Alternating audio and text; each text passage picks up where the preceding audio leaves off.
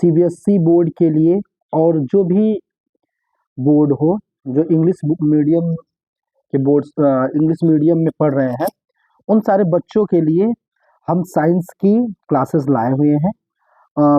मैं पहले एनसीईआरटी को थॉरली बिल्कुल सिंपल वे में एक्सप्लेन करूंगा, फिर उसके बाद इससे रिलेटेड क्वेश्चंस को भी हम सॉल्व करेंगे जो आए हुए बोर्ड एग्जामिनेशन में है। तो बच्चों आप लोग ध्यान से क्लासेस को सुनिएगा और कैसे करना है वो प्लीज उसको देखिएगा। तो पहला जो स्टेटमेंट लिखा हुआ है ये कोट्स लिखा हुआ है मार्टिन एच फिशर का, फैक्ट आर नॉट साइंस। इसका मतलब है कि फैक्ट जो है साइंस नहीं है, मीन्स कि साइंस लॉजिक पे चलता है ना कि किसी फैक्ट पे कि आप 2-4 फैक्ट याद रख लिए तो आपको साइंस में आप एक्सपर्ट हो गए। नहीं, साइंस हमको लॉजिकल थिंकिंग डेवलप करने में हेल्प करता है। जैसे उदाहरण के लिए उन्होंने दिया कि as the dictionary is not literature, कि जैसे कि आपको बहुत सारे वर्ड्स पता है, वैकेबुलरीज पता है, बट वो लिटरेचर आप नहीं कह सकते उसको। लिटरेचर कुछ और चीज़ है, उसमें कितनी इमोशंस होते हैं, कितनी ड्रामा होते हैं, बहुत सारी चीज़ें होती हैं लिटरेचर में। तो वर्ड्स को जानना इम्पॉर्टेंट है, तभी आपको लिटरेचर समझ में आएगा। जस्ट लाइक फैक्ट थोड़े बहुत आपको पता होना चाहिए तभी आपको साइंस समझ में आएगा। तो ये इनका कोर्स था। तो अब हम आगे चलते हैं। तो चैप्टर 1 हम स्टार्ट करेंगे आज। चैप्टर 1 है केमिकल रिएक्शंस एंड इक्वेशंस। तो हम केमिकल रिएक्शंस के बारे में पढ़ेंगे और इक्वेशंस कैसे होते हैं इन सब के बारे में स्टडी करेंगे। तो ठीक है, तो हम आराम से पढ़ेंगे और इसको समझते हुए पढ़ेंगे। Consider the following situation of daily life, ठीक है ना। Consider the following situation of daily life and think what happens when. तो आपके जो डेली लाइफ में चीजें हो रही हैं उसको आप देखिए और आप सोचिए। तो पहला है, इसमें दिया गया है कि milk is left at room temperature during summer. अगर गर्मी के मौसम में आपने मिल्क को रख दिया है रूम टेम्परेचर पे, या फिर एन आयरन तवा हो, पैन हो या फिर नेल्स हो is left exposed to humid atmosphere. अगर आप ह्यूमिड एटमॉस्फेयर में रख देते हैं आयरन की बनी वस्तुओं को तो क्या होगा, उसमें जंग लग जाता है, तो वो चेंजेस होंगे। आप ग्रेप्स गेट फर्मेंटेड, ग्रेप्स को जब आप ऐसे विदाउट ऑक्सीजन मीन्स की फर्मेंटेशन करा दीजिए तो वो भी आपने देखा। फूड इज कुक्ड, खाना जब पकता है उसके बाद वो चेंजेस हो जाता है। Food get digested in our body, हमारे बॉडी में फूड डाइजेस्ट हो जाता है। वी रिस्पायर, हम सांस लेते हैं। तो ये सारी चीजें क्या हो रही है, एक चेंजेस हो रहा है, ठीक है ना। तो क्या हो रहा है, चेंजेस हो रहा है। तो इसको आप ऑब्जर्व करिए, ठीक है, इसको आप ऑब्जर्व करिए। अब हम आगे चलते हैं। Okay, in all above situation, जितने भी अभी हमने सिचुएशंस की बात की, the nature the identity of the initial substance have somewhat changed. तो नेचर और उसकी आइडेंटिटी इनिशियल स्टेज से कुछ चेंज हो जाती है। We have already learned about physical and chemical changes. आपने पहले फिजिकल और केमिकल चेंजेस के बारे में पढ़ा भी होगा of matter in our previous classes. आपने पिछले क्लासेस में पढ़ा होता है फिजिकल चेंजेस क्या होता है, केमिकल चेंजेस क्या होता है। फिजिकल चेंजेस ऐसे होते हैं कि जो चेंज होने के बाद वापस फिर से ओरिजिनल स्टेज में आ जाए, उसको कहेंगे फिजिकल चेंजेस। जैसे कि आइस से वाटर बना, ठीक है, तो वाटर से फिर आइस बना सकते हैं। तो इस तरीके से आप चेंजेस होता है तो उसको फिजिकल चेंजेस बोलेंगे। केमिकल चेंजेस में क्या होता है, जिसमें चेंज होने के बाद वापस ओरिजिनल स्टेज पे नहीं आ पाता। फॉर एग्जांपल जैसे आपने एक पेपर लिया, उसको बर्न कर दिया तो वो एसेस बन गया, तो एसेस वापस पेपर में कन्वर्ट नहीं किया जा सकता। तो ये एक तरीका है। तो ये आपको पता होना चाहिए कि ये चेंजेस को कहते हैं, क्या होता है फिजिकल चेंजेस, क्या होता है chemical changes. Whenever a chemical change occur, जब केमिकल चेंजेस होता है, वी कैन से दैट, तब हम क्या कह सकते हैं, chemical reactions has taken place. तो इसका मतलब है कि केमिकल रिएक्शन हो रहा है। You may perhaps be wondering as to what is actually meant by chemical reactions. आपके दिमाग में ये चल रहा होगा कि केमिकल रिएक्शंस क्या है।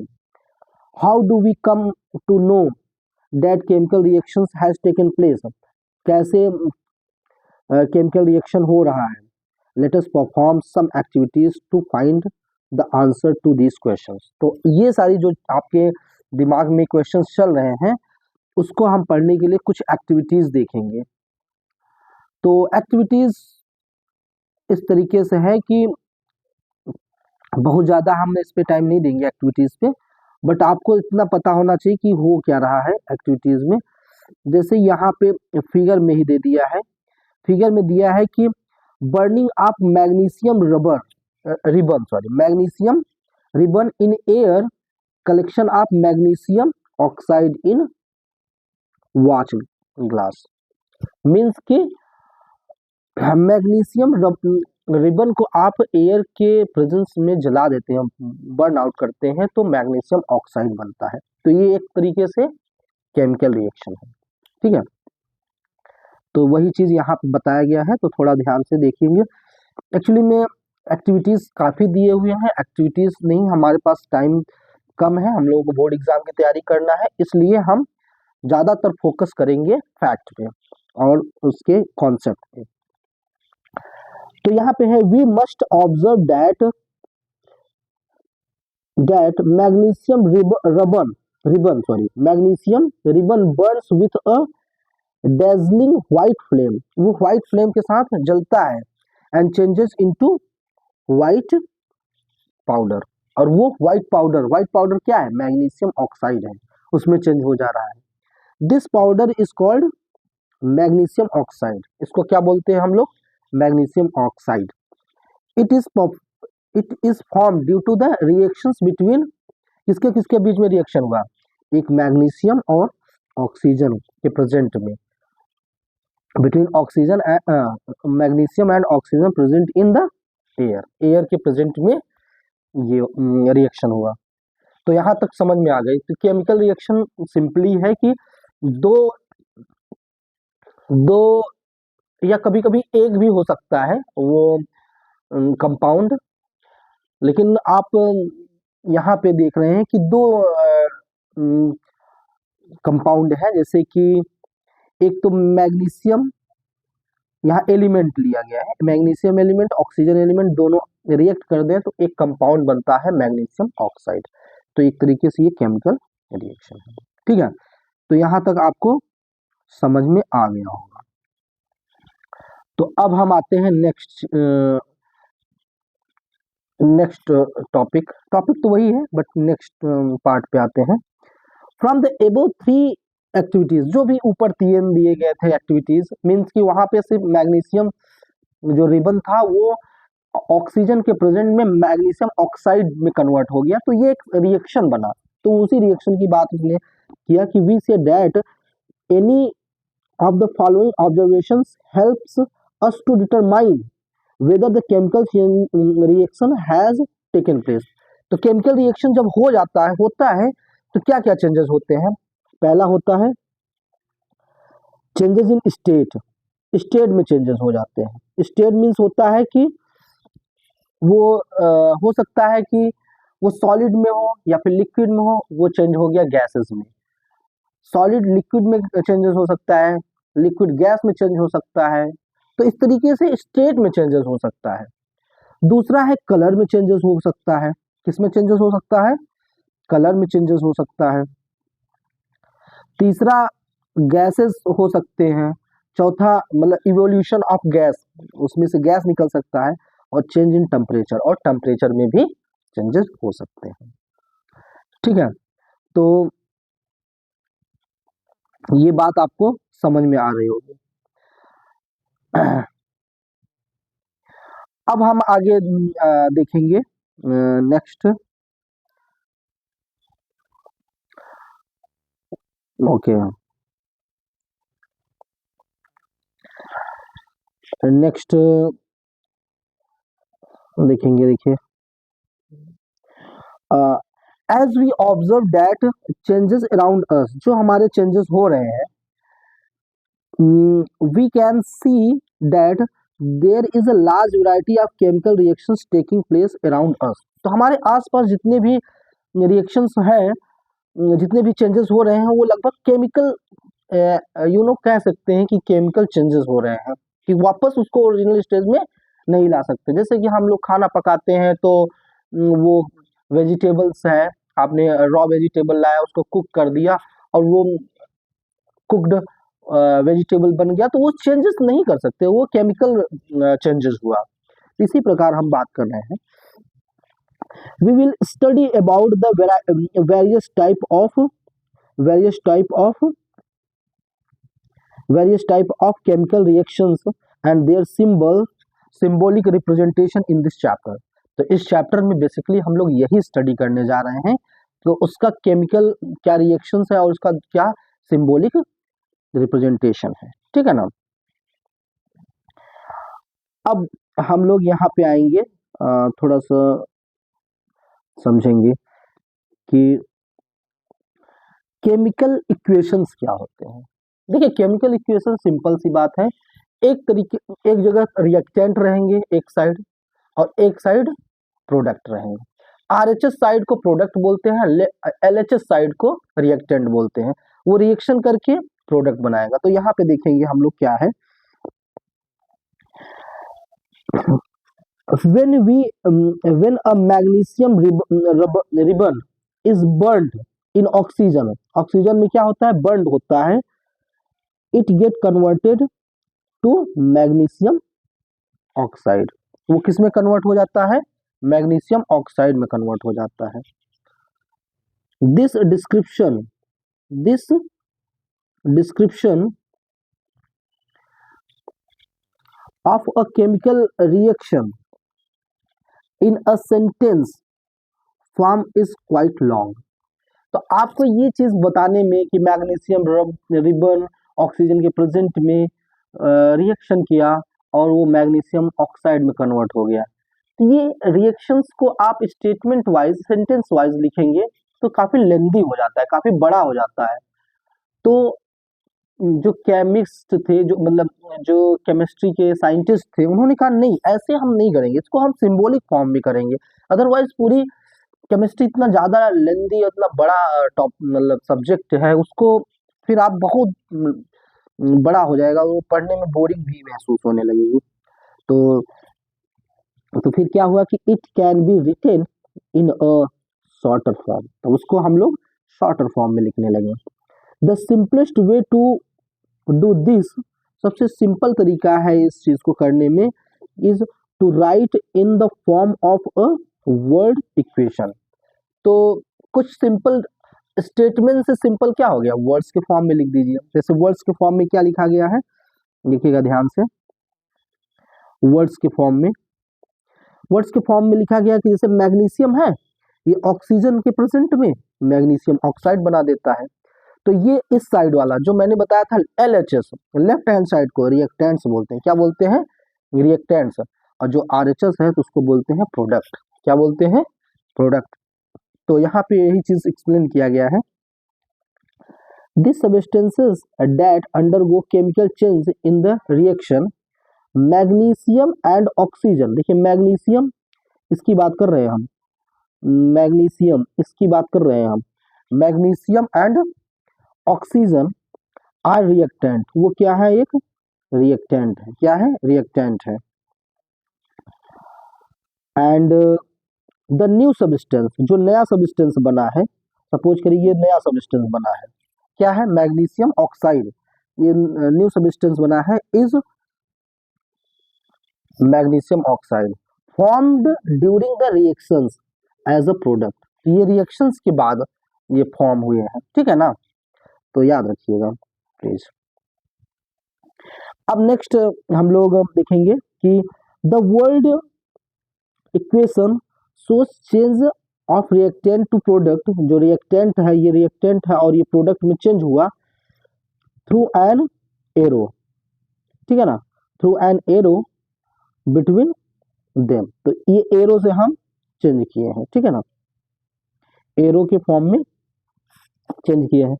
द रिएक्टेंट जो यहाँ पे है, रिएक्टेंट जो यहाँ पे दिया गया है, ठीक है, और are written in left hand side LHS। तो रिएक्टेंट को कहाँ लिखा गया, लेफ्ट हैंड साइड में विथ अ प्लस साइन, इसके बीच में देखिए एक प्लस साइन लगाया गया है बिटवीन देम, ठीक है। सिमिलरली द प्रोडक्ट, इधर प्रोडक्ट की बात कर रहे हैं, products are written left sorry right hand side, ये राइट हैंड साइड में लिखा गया है प्रोडक्ट को RHS with plus sign between them, ठीक है ना, plus sign between them. The arrow head जो लगा हुआ है, जैसे यहाँ पे अगर आपको मैं दो डिफरेंट कलर से दिखाऊं, ये एरो हेड जो लगा हुआ है, arrow head points toward the product, ये प्रोडक्ट की तरफ पॉइंट किया गया है, shows the direction of the reaction.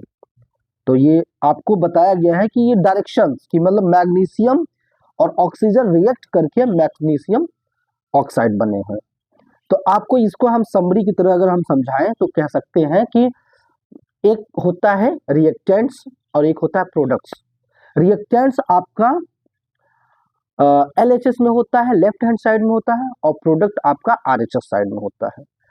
और अगर दो या दो से अधिक हैं, या रिएक्टेंट भी हो सकते हैं वो प्रोडक्ट भी हो सकते हैं, तो उनको सेपरेट करने के लिए हम प्लस साइन का इस्तेमाल करते हैं, ठीक है। तो स्टूडेंट यहाँ तक आपको समझ में आ गया होगा, इसमें हमें आशा है कि आपको डाउट्स नहीं होंगे। अब हम आते हैं नेक्स्ट चीजों पे। नेक्स्ट क्या है, writing a chemical equation, writing a chemical equation. अब आता है हमारा टॉपिक कि हम कैसे लिखते हैं केमिकल इक्वेशन, ठीक है ना, हम कैसे लिखते हैं केमिकल इक्वेशन। देखिएगा, राइटिंग अ केमिकल इक्वेशन, हम केमिकल इक्वेशन को कैसे लिखेंगे। Is there any other shorter way for representing the chemical equation? हम लोगों ने अभी दो तरीके से केमिकल इक्वेशन को लिखने का तरीका सीखा। एक तो स्टेटमेंट वाइज कि मैग्नीशियम और ऑक्सीजन रिएक्ट किया और वो बन गया मैग्नीशियम ऑक्साइड। दूसरा हमने देखा कि हम क्या करें, मैग्नीशियम प्लस ऑक्सीजन लिख के एरो का साइन लगाए और मैग्नीशियम ऑक्साइड लिख दिया वर्ड्स के फॉर्म में, एक स्टेटमेंट वाइज लिखा और एक वर्ड्स के फॉर्म में लिखा। तो क्या आप बता सकते हैं कि दोनों के अतिरिक्त कोई और तरीका हो सकता है? यस, हो सकता है, उसको हम सिंबॉलिक फॉर्म में बोलते हैं। जैसे आपने पढ़ा है कि हाइड्रोजन को H2 लिखते हैं, ऑक्सीजन को O2 लिखते हैं, नाइट्रोजन को N2 लिखते हैं। तो इस तरीके से आप सिंबॉलिक फॉर्म में लिख सकते हैं। जहां मैग्नीशियम लिखा है वहां Mg लिख दिया, जहां ऑक्सीजन लिखा है वहां O2 लिख दिया, जहां मैग्नीशियम ऑक्साइड लिखा है वहां MgO लिख दिया।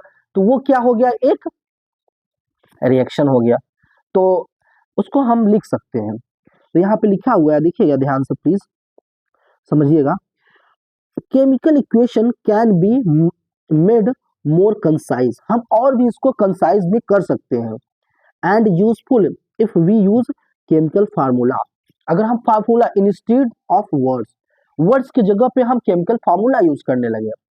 अ chemical equation represents a chemical reaction, तो केमिकल इक्वेशन क्या प्रेजेंट कर रहा है, केमिकल रिएक्शंस, ये पूरा केमिकल रिएक्शन है। केमिकल इक्वेशन को हम केमिकल इक्वेशन भी बोल सकते हैं। If we recall formula of magnesium oxygen and magnesium oxide, the above words equations को हम किस फॉर्म में लिख देंगे, इस फॉर्म में लिख देंगे। कौन सा फॉर्म है, ये Mg, मैग्नीशियम को आपने Mg लिख दिया, ऑक्सीजन को आपने O2 लिख दिया, और मैग्नीशियम ऑक्साइड को आपने MgO लिख दिया। ओके, तो ये आपको समझ में आ गया होगा। तो अब यहां पे हम फिर से देखेंगे आगे कि we count and compare the number of atom, हम नंबर ऑफ एटम्स को काउंट करेंगे, ठीक है ना, नंबर ऑफ एटम्स को काउंट करेंगे, नंबर ऑफ एटम्स को काउंट करेंगे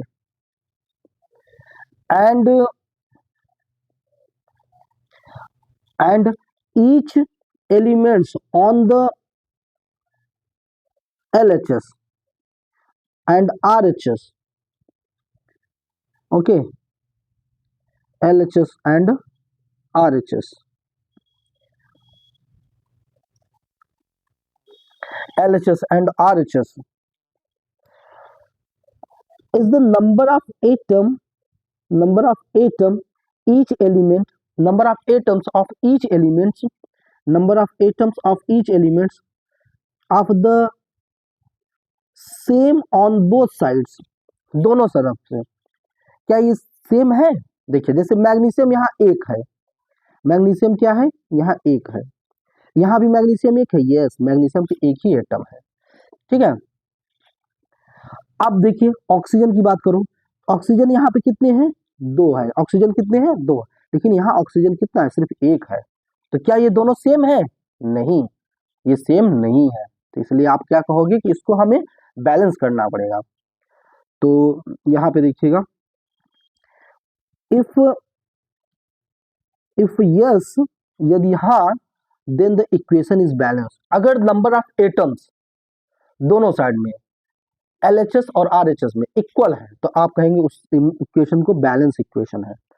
इफ नॉट, अगर नहीं है तो then the balance is unbalanced, उसको फिर अनबैलेंस इक्वेशन बोलेंगे, because mass is not same on the both side of the equation. दोनों तरफ इक्वेशन के दोनों तरफ सेम नहीं है मास। सच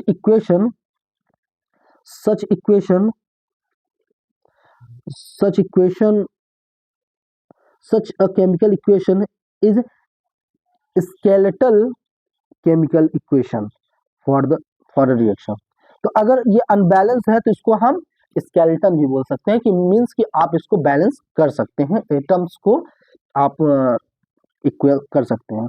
तो इक्वेशन 1.2 जो ये 1.2 दिया गया है, इक्वेशन 1.2 ये इक्वेशन जो दिया गया है वो क्या है आपका?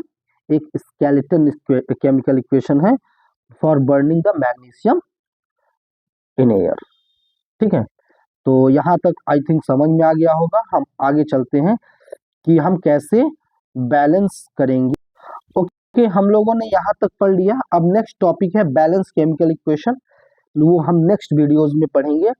हमारा ये टारगेट है कि हम पहले चीज़ों को सिंप्लीफाई करें और चीज़ों को सीखें और फिर हम क्वेश्चन पे आते हैं, तो आराम से हम क्वेश्चन भी सॉल्व कर सकते हैं। Okay, thank you so much.